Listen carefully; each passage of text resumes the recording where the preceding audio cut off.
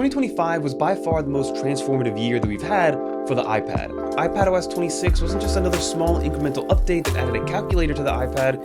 It was a true and fundamental change as to what the iPad can do, how it's viewed, and ultimately if it can actually be a computer replacement for people moving forward. They added multitasking, better background task management. The new file system is actually much better, but did it actually make the iPad experience better, or did the iPad experience get worse overall? That's what I want to talk about in this video, and whether or not iPadOS 26 was the correct direction for the iPad, because for some people like myself who've been yearning for these features for years since the iPad changed its form factor in 2018, for a lot of other people, they've actually held off from updating because they don't want it to be more complicated. So without further ado, let's talk about the iPad and the state of it in 2025 and what iPadOS 26 really did to the iPad. Let's get into it. So I do want to contextualize this a little bit because I've been using an iPad Pro since they redesigned it back in 2018 as my main form of computing. And every single year it got a little bit closer, or maybe they tease that it's almost coming in terms of being able to use your iPad as a true computer replacement.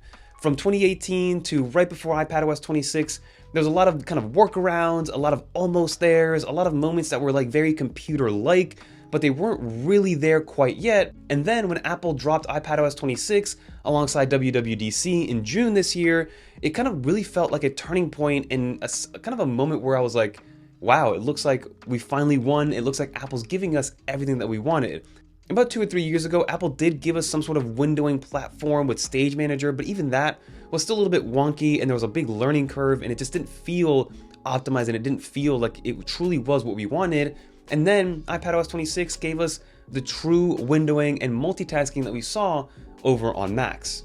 So we did get those infinitely resizable windows. We had the ability to have way more applications open at the same time. I believe as what it stands right now with 26.2, you can have up to 12 different applications open in one window with a bunch more opening in the background. We get the traffic light management button with the red one to close it, the yellow one to minimize it, and the green one to enlarge it. We're able to resize these windows however we see fit. But then Apple also kind of course, iPadified this a little bit by giving us things like split view. At least they brought it back based on user feedback. We also got things like the slide over, which people did love, albeit it's a little bit of a different version of slide over, but it's still working and it's still there.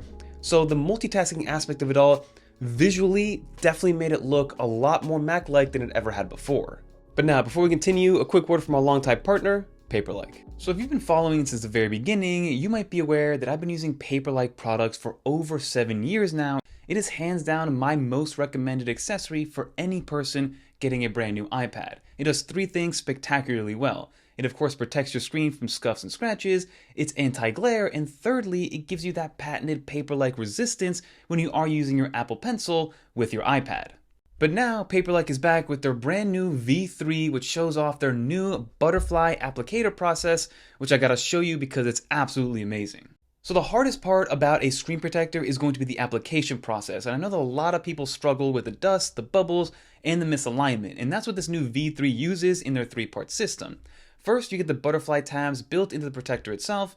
Then there's a nice little helper tool, which is multifunctional. It's a card that doubles as both a dry wipe and a mechanical alignment frame. And then finally, the brand new app-like full screen digital instructions that walks you through every single step of the application process directly on the iPad. How this works is actually geniusly simple. You first clean your iPad with the included wipes, dry it off, and then align the protector using the helper card. Once it's in place, you simply pull out each butterfly tab one at a time using the smart hook, letting the protector glide onto the screen perfectly. And then to finish it off, use the clever Pac-Man trick method to push out any bubbles from the center all the way out to the edges. And then the result is a flawless, bubble-free, perfectly aligned Paperlike screen protector every single time with no stress and no guesswork, and you're not getting this big old plastic frame for a one-time use that you end up just throwing away to help you apply it. So if you've ever struggled to apply a screen protector and you've always wanted to try the Paperlike but were afraid to ruin it, now is the perfect time to try it out with the brand new Paperlike V3. Highly recommend trying it out if you do have an iPad. It'll be the first link in the description down below. Big shout out to Paperlike for partnering up with 9to5Mac over the last coming months and years. And now, back to iPadOS 26. So the new version of multitasking on iPadOS 26 no longer feels like the weird, wonky workaround version that we've had with Stage Manager. And I've even tried a bunch of other third-party applications like the shift screens of the world and some other ones that are out there that kind of mimicked what it was like to use something like floating windows and a true multitasking, but nothing now compares to what Apple's doing natively with the new windowing mode of iPadOS 26. So from a visual and from a feel standpoint, it does feel a lot more desktop-like, but there's always that kind of little birdie in the back of your mind telling you like, hey, this is still an iPad and this is still running iPad applications within these windows, and that's something to keep in mind, which we'll touch on towards the end of the video. I do want to continue to highlight some of the other big things that happened with iPadOS 26 in 2025. iPadOS 26 revitalized the Files application. This was another huge sticking point with the Files app on iPad before this update that really just made it feel watered down, and it made it feel like a basic version compared to the Finder application on a Mac. Now it is a lot more robust. First and foremost, it's a lot more customizable. You're able to get all the information you need to on a per file and per folder basis. The folders are customizable. You can bring the folders down to your dock now and pin them down there for easy access.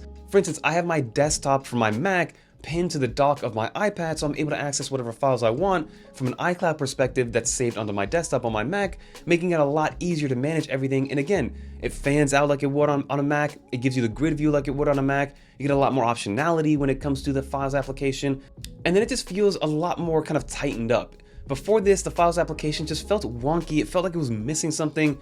Versus this one now, I'm able to just plug in an SSD, transfer files in and out of it without issues, and one of the most important things is going to be the ability to run this in the background, right?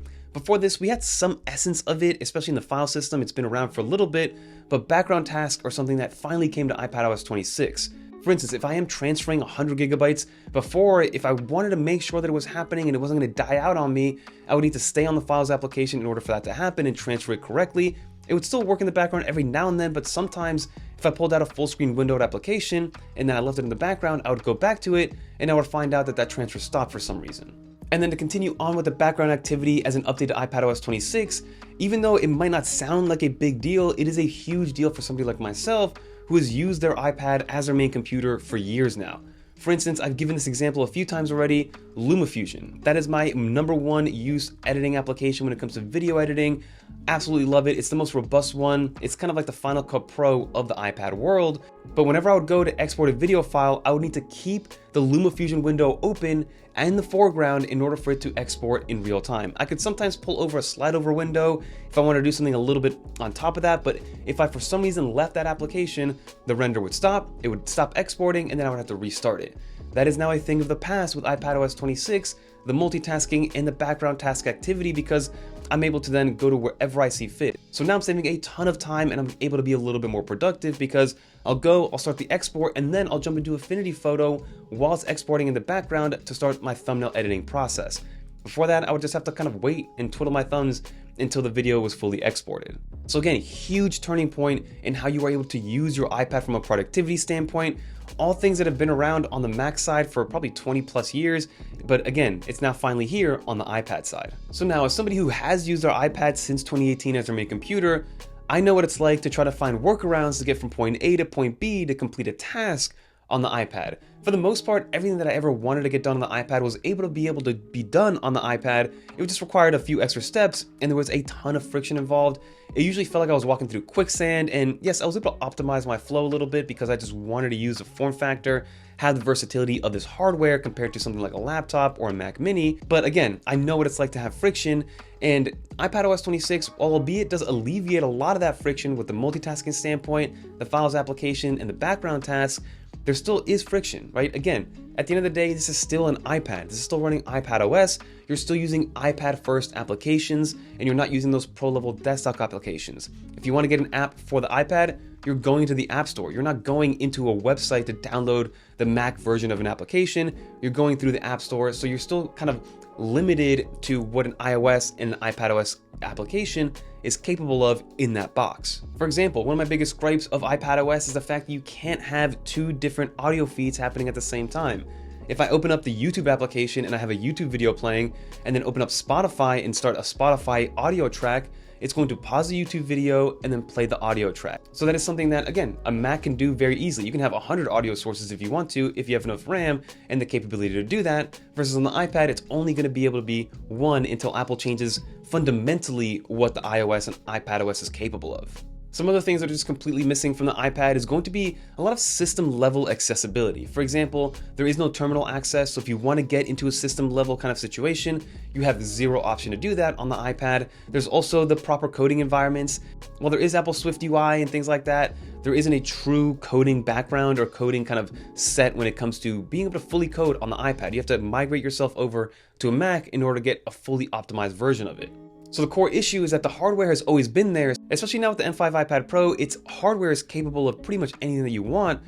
The limitation is always going to be iPadOS, and until Apple changes what iPadOS truly is, it's not going to be able to completely replace it for everybody. That being said, I love the new update to iPadOS 26. For me, as somebody who has forced themselves into this kind of iPad world, I've kind of seen a huge net positive of going to iPadOS 26, and it does truly feel like a computer in 99.9% of my use cases and my instances.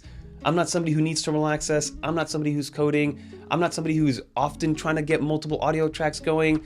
I'm not somebody who's really trying to get deep into the system level of iPadOS. So for my workflow, for the LumaFusion, for Affinity Photo, for content creation, for web browsing, for YouTube, for content consumption, it did get overall better with iPadOS 26. It already fixed the fact that I'm walking through quicksand, so for me, as somebody who's normal was walking through quicksand, this all feels now like I'm sprinting through a perfectly paved road. And while that's amazing and that's all great, I have come to learn that I'm in a small subset of users. I'm in a niche situation where I've forced myself onto this iPad in terms of wanting to use it as a computer, versus most people that buy an iPad, especially one that isn't an iPad Pro, they're just using their iPad as a tablet. They're using it for content consumption, or maybe one specific workflow use case like a pilot, or somebody in the medical field, or again, maybe somebody that's just using it for education to hand it off to their kids, somebody who's using it to just give it to the kid for distraction purposes. That's what most people are using the iPads for. They're not using it as a computer replacement, so this update almost scared iPad users into thinking, oh, the iPad's now a little bit too complicated, a little bit too convoluted. I don't really know what's going on. It's supposed to be a touch-first computer. Now I have to get an iPad Pro apparently, or maybe and get a Magic Keyboard and spend more money. And that doesn't really need to be the case.